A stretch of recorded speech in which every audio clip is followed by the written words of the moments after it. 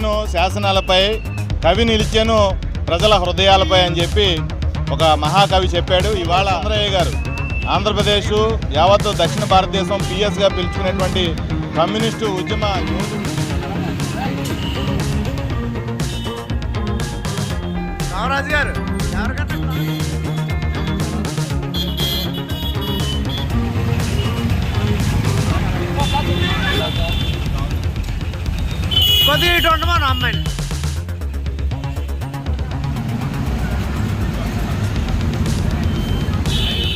మన సుందరయ్య గారు వర్ధంతి. ఇది చనిపోయి 40 సంవత్సరాలు కంపెనీ పెట్టి ఈవేళ ఈ కార్యక్రమం చేయడం జరుగుతుంది. అలాగే పాకలపాటి సోమరాజు ఏలేశ్వరం మండలం కార్యదర్శిగా మరి ఈ కార్యక్రమాలు చేయడం జరుగుతుంటుంది. ఈవేళ ప్రత్యేకించి మన సుందరయ్య గారు వర్ధంతి. ఇది చనిపోయి 40 సంవత్సరాలు కావస్తుంది. దీని సందర్భంగా ఈవేళ మరి మజ్జిగ పంపిణీ పెట్టి ఈవేళ ఈ కార్యక్రమం చేయడం జరుగుతుంది. అలాగే ఈ సుందరయ్య గారు పుత్రపిల్ల సుందరయ్య గారు అంటే మరి చిన్నప్పటి నుంచి కూడా హైదరాబాద్లో చదివారు. అలాగే మరి చెన్నైలో చదివారు. మరి కలకత్తాలో కూడా చదవడం కూడా జరిగింది.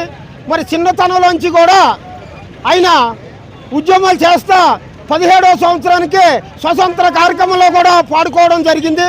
మరి అలాగే ఆయన మరి 2 సార్లు కూడా ఎమ్మెల్యేగా కూడా నెగ్గడం జరిగింది. మరి సిపిఎం పార్టీలోకి వచ్చిన తర్వాత ఆయన ఒక పార్టీని నియమించి ఒక పార్టీని స్థాపించి ఇవాళ భార్యను కూడా ఒక పార్టీ శాఖలోకి కూడా తీసుకోవడం జరిగింది. అటువంటి సుందరయ్య గారు 1000 ఎకరం భూములు ఆయన ఉండి భార్య భర్త కూడా సంప్రదించి పిల్లల పూర్తి యాత్రల మీద మనకి ఆశ కలుగుతుందని ఆ యాత్రలన్నీ కూడా పేదలకి కూడా ఒక దాన ధర్మాలు చేసి ఒక ప్రతి పేదవాడికి కూడా మరి ఇవ్వడం జరిగింది. అటువంటిది ఒక రైతాంగాన్ని పేరు చెప్తే ప్రతి మండలానికి ప్రతి గ్రామానికి కూడా ఆ రైతులకి సదాలు చెప్పడాలు కూడా మరి ఈవేళ ఆ సుందరయ్య గారు చేయడం జరిగింది. మరి అటువంటి సుందరయ్య గారు ఈవేళ మహాత్మా గాంధీ తర్వాత ఈవేళ మహాత్మా గాంధీ అని కూడా చెప్పుకుని అంత పేరు తెచ్చుకుని ఎన్నో రాష్ట్రాలుగా కూడా ఆయన సుందరయ్య గారు ఈవేళ పార్టీని సిపిఎం పార్టీని స్థాపించడం జరిగిందని కూడా ఈవేళ మేము ఏలేశ్వరం శాఖ మేము ఆధ్వర్యంలో ఏలేశ్వరం మండలంలో కూడా ఈ మజ్జిగ పంపిణీ కూడా ఈవేళ పెట్టడం చేయడం జరుగుతుందని కూడా మీ అందరికీ ఎప్పుడో వందనాలు తెలియజేసుకుంటా. లాల్ సలాం కామ్రెట్ లాల్ సలాం పుత్రపిల్ల సుందరయ్య అని కూడా ఈవేళ మేము గర్వంగా చెప్పగలుగుతున్నాం. నిలిచెను శాసనాలపై, కవి నిలిచెను ప్రజల హృదయాలపై అని చెప్పి ఒక మహాకవి చెప్పాడు. ఇవాళ పుచ్చలపల్లి సుందరయ్య గారు ఆంధ్రప్రదేశ్ యావత్ దక్షిణ భారతదేశం పిఎస్గా పిలుచుకునేటువంటి కమ్యూనిస్టు ఉద్యమ యోధుడు 40వ వర్ధంతి సందర్భంగా ఏలేశ్వరం శాఖ సిపిఎం పార్టీ ఆధ్వర్యంలో మజ్జిగ పంపిణీ కార్యక్రమం నిర్వహించడం జరుగుతుంది. ఆయన చనిపోయి 40 ఏళ్ళు అయిపోయిన తర్వాత కూడా ప్రజల్లో ఇంకా నిలిచి ఉన్నారనడానికి ఇది ఒక ఉదాహరణ. కాబట్టి ఆయన ఆయన ఎంత త్యాగాలు చేయకపోతే ఈ రకంగా ప్రజలు గుర్తుపెట్టుకుంటారో మనం గమనించుకోవాలి. ఆయన ఒకసారి స్మరించుకోవాల్సినటువంటి అవసరం ఎంతైనా ఉంది. కులం భారతదేశానికి పట్టినటువంటి జాడ్యం. ఈ కుల నిర్మూలన చేయాలి అని చెప్పి పెద్ద ఎత్తున పోరాటాలు కమ్యూనిస్టులు నిర్వహించారు. అది ఆయన నుంచే మొదలుపెట్టాడు. సుందరరామిరెడ్డి ఆయన పేరు. రెడ్డి అంటే కులం గుర్తుకొస్తుంది కాబట్టి ఆయన పేరులోంచి రెడ్డి అనే పదాన్ని తీసేసి సామాన్య జనంలో కలిసిపోయి సామాన్య జనాల యొక్క కష్టాల నష్టాల మీద పనిచేసినటువంటి ఒక మహానేత పుచ్చలపల్లి సుందరయ్య గారు. మరో పక్కన ఉద్యమానికి, ప్రజా ఉద్యమాలకి, ప్రజా పోరాటానికి పిల్లలు అడ్డొస్తారని చెప్పి సుందరయ్య గారు లీలా దంపతులు ఇద్దరు అంగీకారంతో పిల్లలు కూడా పుట్టకుండా ఆపరేషన్ చేయించుకుని తమ యావత్ జీవితాన్ని ప్రజాసేవకే అంకితం చేసినటువంటి వ్యక్తి సుందరయ్య గారు మనం గుర్తుపెట్టుకోవాల్సిన అవసరం ఉంది. తన చిన్నతనం నుంచే అంటరానితనం మీద పెద్ద ఎత్తున పోరాడినటువంటి మహామనిషి సుందరయ్య.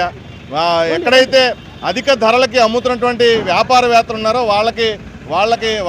వాళ్ళ దోపిడీని అంతం చేయడం కోసం వాళ్ళ పుట్టినటువంటి ఊర్లోనే చవక ధరల దుకాణం అనేటువంటి దాన్ని ప్రారంభించి కొన్న రేటుకే అమ్మినటువంటి పరిస్థితి గతంలో ఆయన చేసి చూపించారు. తమ బావి నీళ్లు వేరే వాళ్ళు తాగకూడదు అనేటువంటి నిబంధనలు అనేక ఊళ్ళలో ఉంటే ఆ బావి నీళ్లు ఎస్సీపేటలో ఉన్నటువంటి బావి నీళ్లు తీసుకొచ్చి ఈ ఒక అగ్రకులాల బావిలో నీళ్లు కలిపి ఇవన్నీ ఒకటే అని చెప్పి చాటి చెప్పినటువంటి మహానుభావుడు పుచ్చలపల్లి సుందరయ్య. అలాంటి వ్యక్తిని ఇవాళ స్మరించుకోవాల్సిన అవసరం ఉంది. ఎంపీగా ఎన్నికైన తర్వాత కూడా సాధారణ జీవితం గడిపి సైకిల్ మీదే పార్లమెంటుకి వెళ్ళినటువంటి వ్యక్తి సుందరయ్య. కాబట్టి ఇలాంటి సాధారణ ఒక భూస్వామి కుటుంబంలో పుట్టినా కానీ ఒక సాధారణ జీవితాన్నే గడిపినటువంటి సుందరయ్య గారిని గుర్తు చేసుకుని ఈ రోజున్న రాజకీయాలు వారసత్వ రాజకీయాలు జరుగుతూ ఉన్నాయి. ఒక మంత్రి గారు చనిపోతే ఆ మంత్రి గారి ప్లేస్లో ఇంకొక చుట్టాన్ని నిలబెట్టి రాజకీయాన్ని కూడా వారసత్వంగా మార్చేశారు. ఆస్తులు వారసత్వంగా వెళ్తాయి ఎక్కడైనా, అలాంటిది రాజకీయాలను కూడా వారసత్వంగా మార్చినటువంటి పరిస్థితుల్లో సుందరయ్య గారిని గుర్తుపెట్టుకోవాల్సినటువంటి అవసరం ఎంతైనా ఉంది. నైతికత, నిబద్ధత, ప్రజా పోరాటాలు, ప్రజల పట్ల నిబద్ధతతో పనిచేసినటువంటి కృషి ఈ సుందరయ్య గారిని చూసి ఇప్పుడున్నటువంటి రాజకీయ పార్టీలు నేర్చుకోవాల్సినటువంటి అవసరం ఉంది.